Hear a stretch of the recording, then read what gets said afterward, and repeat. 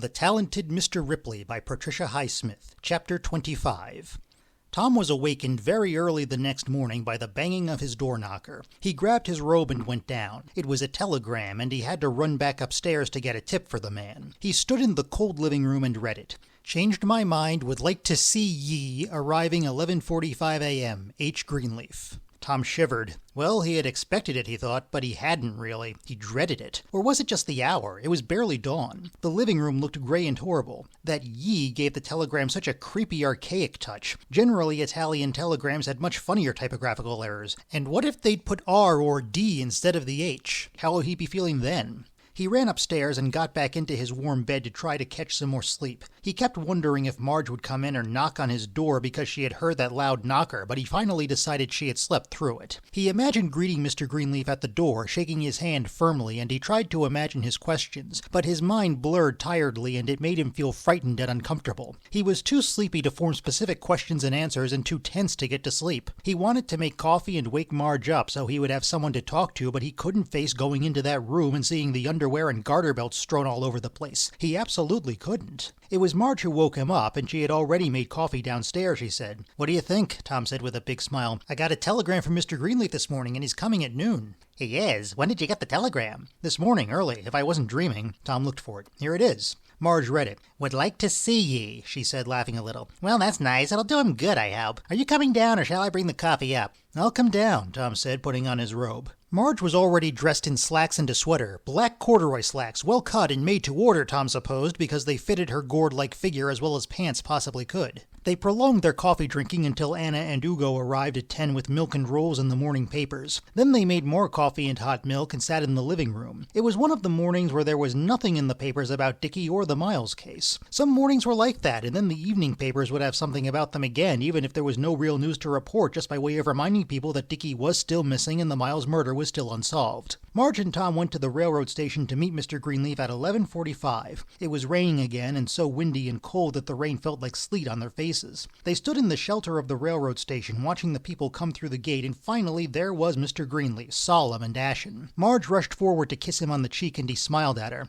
"Hello, Tom," he said heartily, extending his hand. "How are you?" "Very well, sir. And you?" Mr. Greenleaf had only a small suitcase, but a porter was carrying it, and the porter rode with them on the motoscafo, though Tom said he could easily carry the suitcase himself. Tom suggested they go straight to his house, but Mr. Greenleaf wanted to install himself in a hotel first. He insisted. "I'll come over as soon as I register. I thought I'd try the Gritty. Is that anywhere near your place?" Mr. Greenleaf asked. "Not too close, but you can walk over to San Marcos and take a gondola over," Tom said. "We'll come with you if you just want to check in. I thought we might all have lunch together unless you'd rather see Marge by yourself for a while." He was the old self of facing Ripley again. "Came here primarily to talk to you," Mr. Greenleaf said. "Is there any news?" Marge asked. Mr. Greenleaf shook his head. He was casting nervous, absent-minded glances out the windows of the motoscafo, as if the strangeness of the city compelled him to look at it, though nothing of it was registering. He had not answered Tom's question about lunch. Tom folded his arms, put a pleasant expression on his face, and did not try to talk anymore. The boat's motor made quite a roar anyway. Mr. Greenleaf and Marge were talking very casually about some people they knew in Rome. Tom gathered that Marge and Mr. Greenleaf got along very well, though Marge had said she had not known him before she met him in Rome. They went to lunch at a modest restaurant between the Gritty and the Rialto, which specialized in seafoods that were always displayed raw on a long counter inside. One of the plates held varieties of the little purple octopuses that Dickie had liked so much, and Tom said to Marge, nodding toward the plates as they passed, "Too bad Dickie isn't here to enjoy some of those." Marge smiled gaily. She was always in a good mood when they were about to eat. Mr. Greenleaf talked a little more at lunch, but his face kept its stony expression, and he still glanced around as he spoke, as if he hoped that Dickie would come walking in at any moment. No, the police hadn't found a blessed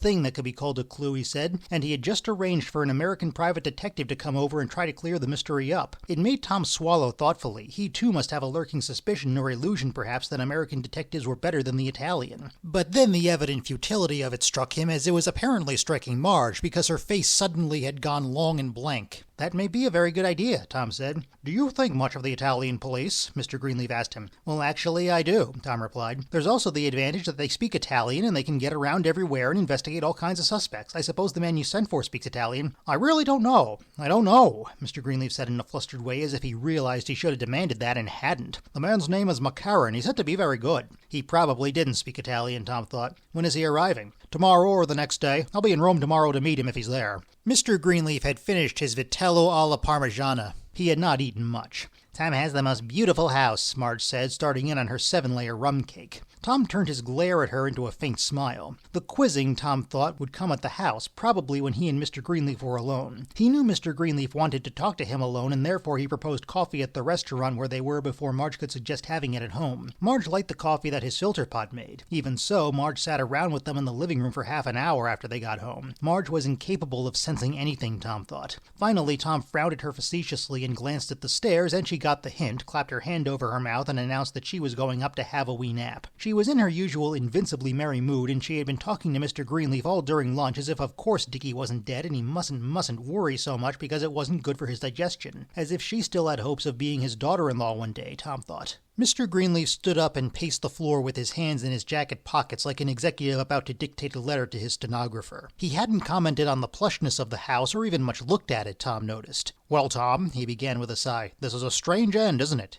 "End? Well, you living in Europe now, and Richard—" "None of us has suggested yet that he might have gone back to America," Tom said pleasantly. "No, that couldn't be. The immigration authorities in America are much too well alerted for that." Mr. Greenleaf continued to pace, not looking at him. "What's your real opinion as to where he may be?" "Well, sir, he could easily be hiding out in Italy, very easily if he doesn't use a hotel where he has to register." "Are there any hotels in Italy where one doesn't have to register?" "No, not officially, but anyone who knows Italian as well as Dickie might get away with it. Matter of fact, if he bribed some little innkeeper in the south of Italy not to say anything, he could stay there even if the man knew his name was Richard Greenleaf." "And is that your idea of what he may be doing?" Mr. Greenleaf looked at him suddenly, and Tom saw that pitiful expression he had noticed the first evening he had met him. "No, it's possible. That's all I can say about it." He paused. "I'm sorry to say it, Mr. Greenleaf, but I think there is a possibility that Dickie is dead." Mr. Greenleaf's expression did not change. "Because of that depression you mentioned in Rome. What exactly did he say to you?" "It was his general mood," Tom frowned. "The Miles thing had obviously shaken him. He's the sort of man, he really does hate publicity of any kind, violence of any kind." Tom licked his lips. His agony in trying to express himself was genuine. He did say if one more thing happened he would blow his top, or he didn't know what he would do. Also, for the first time I felt he wasn't interested in his painting. Maybe it was only temporary, but up until then I'd always thought Dickie had his painting to go to whatever happened to him. Does he really take his painting so seriously?" "Yes, he does," Tom said firmly. Mr. Greenleaf looked off at the ceiling again, his hands behind him. "A pity we can't find this de Massimo. He might know something. I understand Richard and he were going to go together to Sicily." "I didn't know that," Tom said. Mr. Greenleaf had got that from Marge, he knew. "De Massimo's disappeared too, if he ever existed. I'm inclined to think Richard made him up to try to convince me he was painting. The police can't find a painter called De Massimo on their identity list or whatever it is." "I never met him," Tom said. "Dickie mentioned him a couple of times. I never doubted his identity or his actuality." He laughed a little. "What did you say before about if one more thing happened to him? What else had happened to him?" "Well, I didn't know then in Rome, but I think I know what he meant now. They'd questioned him about the sunken boat in San Remo. Did they tell you about that?" "No." "They found a boat in San Remo scuttled. It seems the boat was missed on the day or around the day Dickie and I were there, and we'd taken a ride on some kind of boat. They were the little motorboats people rented there. At any rate, the boat was scuttled and there were stains on it that they thought were bloodstains. They happened to find the boat just after the Miles murder, and they couldn't find me at that time because I was traveling around the country, so they asked Dickie where I was. I think for a while Dickie must have thought they suspected him of having murdered me." Tom laughed. "Good Lord. I only know this because a police inspector questioned me about it in Venice just a few weeks ago. He said he'd questioned Dickie about it before. The strange thing is, I didn't know I was being looked for, not very seriously, but still being looked for, until I saw it in the newspaper in Venice. I went to the police station here and presented myself." Tom was still smiling. He had decided days ago that he had better narrate all this to Mr. Greenleaf if he ever saw him, whether Mr. Greenleaf had heard about the San Remo boat incident or not. It was better than having Mr. Greenleaf learn about it from the police and be told that he had been in Rome with Dickie at a time when he should have known that the police were looking for him. Besides, it fitted in with what he was saying about Dickie's depressed mood at that time. "I don't quite understand all this," Mr. Greenleaf said. He was sitting on the sofa, listening attentively. "It's blown over now since Dickie and I are both alive. The reason I mention it at all is that Dickie knew I was being looked for by the police because they had asked him where I was. He may not have known exactly where I was at the first interview with the police, but he did know at least that I was still in the country. But even when I came to Rome and saw him, he didn't tell the police he'd seen me. He wasn't going to be that cooperative. He wasn't in the mood. I know this because at the very time Marge talked to me in Rome at the hotel, Dickie was out talking to the police. His attitude was let the police find me themselves. He wasn't going to tell them where I was." Mr. Greenleaf shook his head, a kind of fatherly, mildly impatient shake of the head, as if he could easily believe it of Dickie. "I think that was the night he said if one more thing happened to him. It caused me a little embarrassment when I was in Venice. The police probably thought I was a moron for not knowing before that I was being looked for, but the fact remains I didn't." Mr. Greenleaf said uninterestedly. Tom got up to get some brandy. I'm afraid I don't agree with you that Richard committed suicide, Mr. Greenleaf said. Well, neither does Marge. I just said it's a possibility. I don't even think it's the most likely thing that's happened. You don't? What do you think that is? That he's hiding, Tom said. May I offer you some brandy, sir? I imagine this house feels pretty chilly after America. It does, frankly. Mr. Greenleaf accepted his glass. You know, he could be in several other countries besides Italy, too, Tom said. He could have gone to Greece or France or anywhere else after he got back to Naples because no one was looking for him until days later. I know, Mr. Greenleaf said tiredly.